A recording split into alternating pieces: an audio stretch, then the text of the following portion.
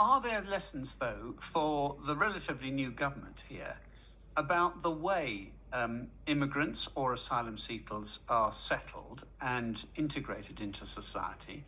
Because it is the case, isn't it, that it would be quite understandable if, for instance, person X sees person Y getting first dibs at a house or first dibs at a job or in some way, jumping to the head of the queue. It would be quite understandable for people to feel hard done by. Well, the problem there is that none of those things actually happen. And there are politicians, including, elected members of our parliament. Richard Tice, just 2 days ago, tweeted that asylum seekers are being prioritised over British citizens for housing. That is a lie. It is a dangerous lie in the circumstances of, violent far-right intimidation happening on our streets. It's extremely dangerous to tweet that. But this is a lie that is being propagated deliberately by certain sections of our politics and being picked up by our media and uncritically repeated to justify the idea that there are legitimate concerns around this. Now, there have been serious problems and major mismanagement by the previous government in how they handled the asylum system as a whole.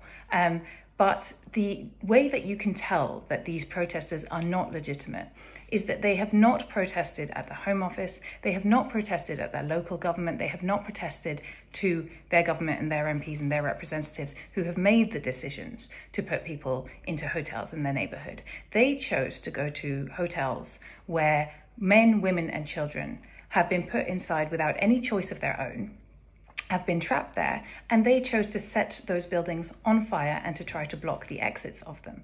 It is really important that we do not conflate anything of that kind with any kind of legitimate conversation about how to manage asylum systems in the UK. But they mustn't be silenced, must they? Because those conversations it's a difficult one. It's a difficult one without an obvious answer. So maybe we all just park it, and politicians are guilty of parking it too.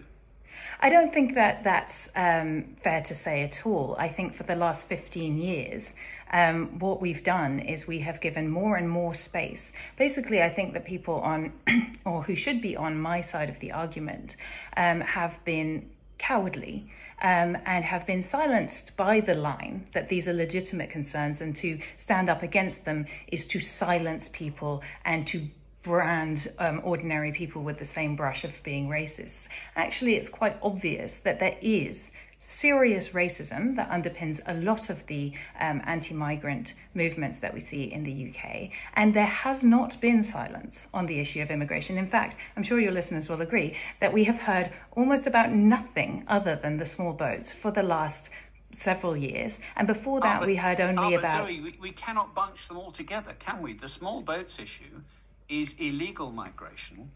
And surely, wouldn't you agree, that needs to be kept, or we need to be aware that it's not all illegal migration. There's a net migration to this country in the hundreds of thousands, a lot of which we've encouraged and actually help our economy.